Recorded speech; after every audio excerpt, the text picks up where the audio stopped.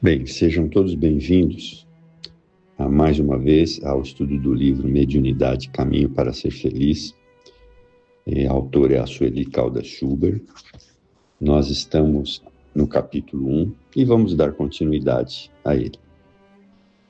Aqui a Sueli coloca: amar a Deus sobre todas as coisas e ao próximo como a si mesmo. E adotar como bandeira luminosa a máxima de Kardec: fora da caridade não há salvação. A caridade é o amor em ação, sendo esta a melhor maneira de amar o Pai Celestial, através do amor que dedicarmos ao nosso próximo e fazendo a ele o que queremos para nós mesmos, né? Então, essa máxima de Jesus, né? Amar a Deus sobre todas as coisas e ao próximo como a si mesmo, é muito simples de ser colocado, mas muito difícil de executarmos isso na prática, né?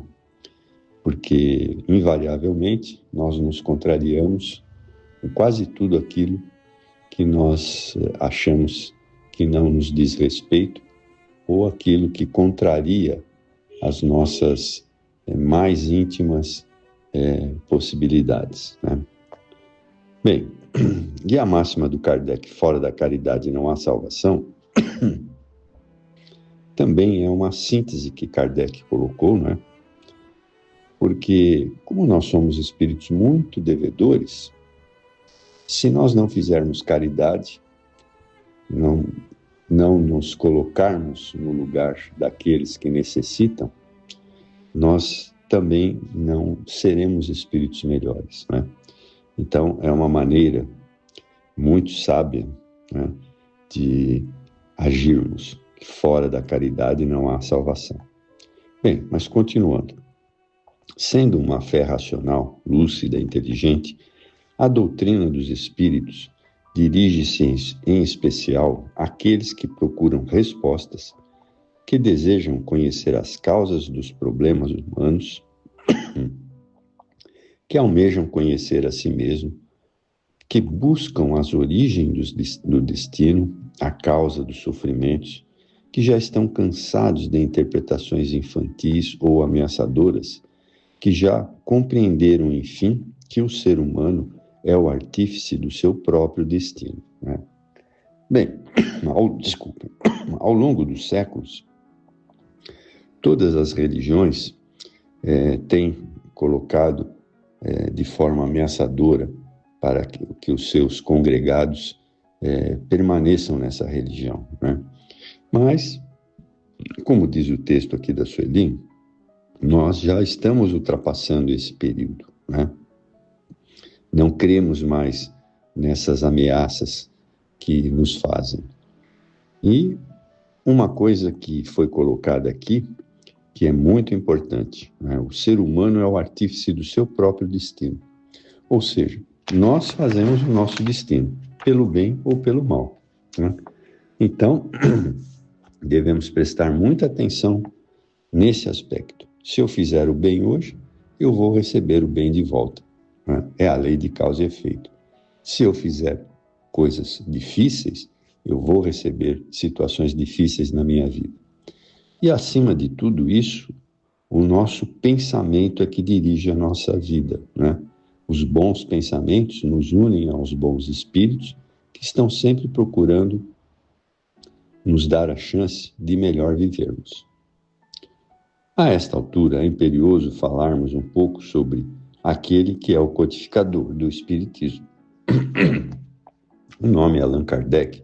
Você já deve ter ouvido falar, sobretudo se interessa pelos assuntos espíritas. É preciso, inicialmente, que você saiba que ele não fundou a doutrina espírita, nem inventou-a ou descobriu-a. Isso é muito importante. Ele codificou os ensinamentos dos espíritos superiores, transmitidos a diferentes médiuns na segunda metade do século XIX. Então, qual é a grande diferença das outras doutrinas, né? Esses espíritos superiores colocaram a Kardec aquilo que nos leva em direção a Jesus e a Deus, diferentemente das outras doutrinas, das outras religiões, né? Então, isso é uma grande segurança para todos nós, né? Porque se nós cremos na vida depois da morte, se nós cremos em Jesus, em Deus, né, nada melhor do que termos a certeza de que esses espíritos superiores nos levem em direção a eles, com aquilo que eles nos deixaram, através da doutrina espírita. Bem, mas continuando. A partir das instruções desses espíritos luminares, respondendo a questões por ele propostas, Kardec compilou, reuniu estas respostas, enfeixando-as, ou seja, colocando-as num livro, o que significa codificar, ao qual denominou o Livro dos Espíritos, a fim de deixar bem claro que aqueles ensinamentos, contendo as leis norteadoras do universo e, especificamente do ser humano, pertencem aos numes tutelares da humanidade, e não a ele próprio, numa primeira lição de fidelidade e honestidade, né?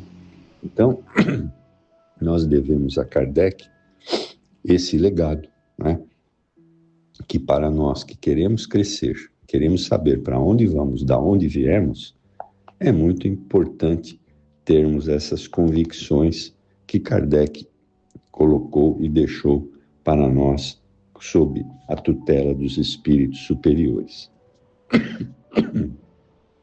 Allan Kardec é o pseudônimo adotado pelo eminente professor e pedagogo francês Hippolyte Léon Denisard Rivail. Nascido em Lyon, na França, em 3 de outubro de 1804, teve formação religiosa católica, fez os seus primeiros estudos na Suíça, no célebre Instituto Yverdon, tendo como mestre o eminente Pestalozzi. Transferindo-se para Paris, Denisard Rivail inicia seu trabalho profissional, logo distinguindo-se como emérito professor por sua vasta cultura e pelo método que adotava, fruto do aprendizado de Pestalozzi. Em 1832, casa-se com a professora de Letras e Belas Artes, Amélie Gabrielle Baudot. Não tiveram filhos e dedicaram toda a vida ao magistério. O professor Rivail era poliglota, dominando o alemão, o inglês, o holandês e tinha sólidos conhecimentos do grego e do latim.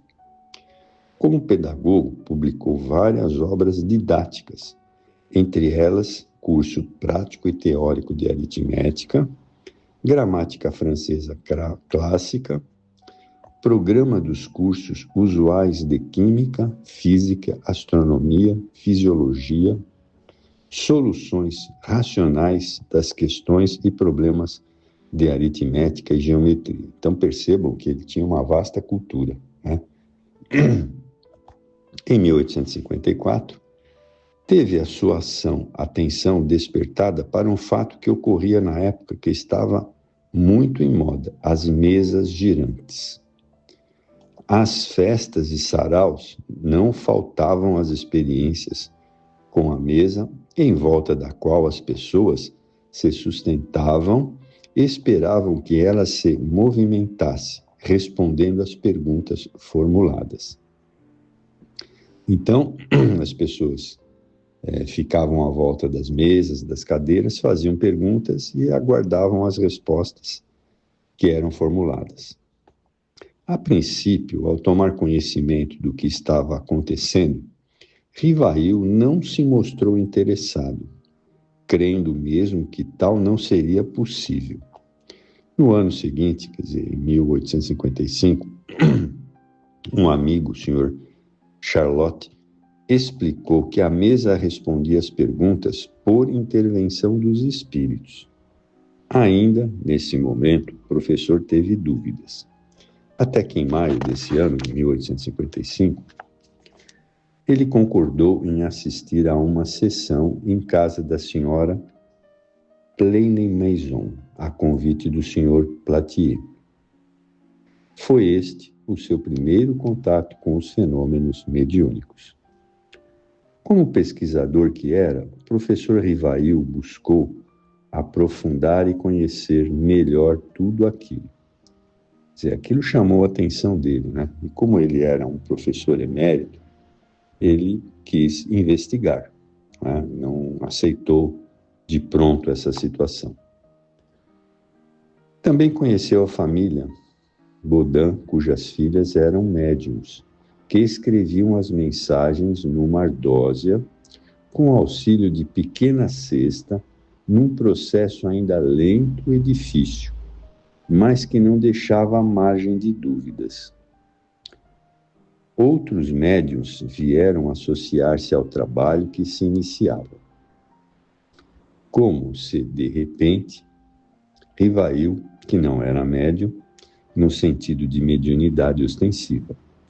Tal fato possibilitou-lhe exercer a função de pesquisador.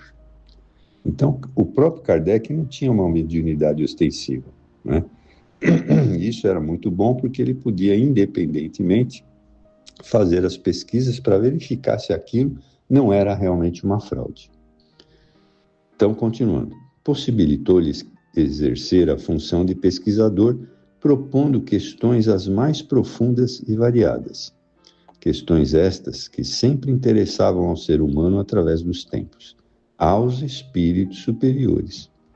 E, em seguida, analisando e comparando as respostas. Quer dizer, ele raciocinava, né? Assim, deduziu que os ensinamentos trazidos pela espiritualidade precisam ter duas características fundamentais para que sejam admitidos como verdade: a universalidade e a concordância. A universalidade significa que os ensinos têm caráter universal, ou seja, são os mesmos em toda parte, fazem parte do conhecimento geral, estando, portanto, na natureza como princípios e leis que regem todas as coisas, né? Ele era bem racional. Vejamos, por exemplo, a lei de causa e efeito. Todos os seres humanos lhe estão submetidos. Neste caso, mensagens de espíritos superiores referentes a esta lei, em qualquer país do globo, através de diferentes médiuns, terão o mesmo conteúdo, embora sejam explicadas e escritas de formas diferentes, né? Mas tem que ter o mesmo sentido.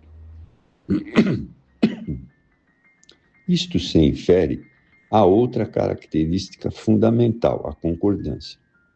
É preciso ressaltar que os espíritos a serem consultados, ou para terem credibilidade quanto às suas mensagens, são os de categoria superior, pois, do contrário, se forem de ordem mediana para baixo, não se terão despojados de todo de ideias pré-concebidas, sistemas e condicionamentos pessoais, ou seja, interferência própria do espírito. Então, por isso que deveria haver essa concordância, né? Portanto, seriam sempre espíritos superiores. As leis naturais, as leis físicas e morais e as de cunho espiritual são as mesmas em todo o universo, logicamente adaptadas ao grau evolutivo da humanidade que habita determinado planeta.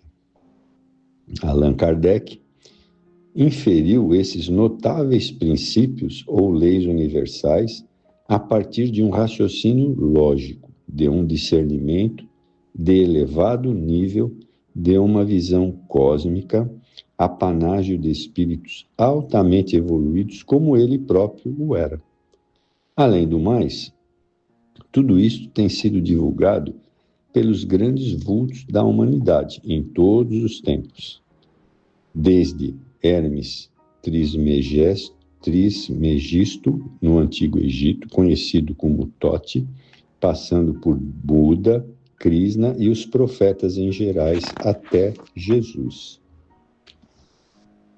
Portanto, ao lançar em Paris, em 18 de abril de 1857, a primeira edição, O Livro dos Espíritos, e colocar o pseudônimo de Allan Kardec, este o fazia como coroamento da sua magnífica obra de pesquisa, para a qual se cercou de todos os critérios científicos cabíveis no momento. Naquela manhã, se inaugurava uma nova era na humanidade, né? Então, o primeiro livro, que foi o Livro dos Espíritos, foi em 1857. O Espiritismo inaugura um tempo novo em minha vida. Agora sou ele falando. Sei agora que sou um espírito imortal, trazendo de reencarnações anteriores um acervo que me colocou onde estou hoje, como resultado de todas as minhas ações no passado. Assim, sou o artífice do meu destino. Tenho uma nova veste carnal para conquistar, nas experiências terrenas, a minha felicidade ou a minha desdita. Tudo depende de mim. Então, aqui, né, nós entendemos que nós, como espíritos imortais, hoje somos o melhor de todas as outras nossas encarnações, mas trazemos no bojo do nosso espírito todas aquelas experiências, boas ou não, né? Agora, a doutrina espírita está nos abrindo a possibilidade de entendermos que precisamos ser melhores do que fomos ontem e nas outras encarnações, né? Esta é a grande possibilidade que eu vislumbro da doutrina espírita, né? A reencarnação permite que nós sejamos melhores, dado o nosso conhecimento da doutrina espírita hoje. Bem, eu vou parar por aqui, porque na próxima oportunidade vamos iniciar o capítulo 2. Eu espero que vocês tenham gostado. Desculpa, eu estou um pouco rouco ainda, mas espero que tenham entendido bastante, tenham gostado, porque esse livro é bastante didático. Muito obrigado a todos.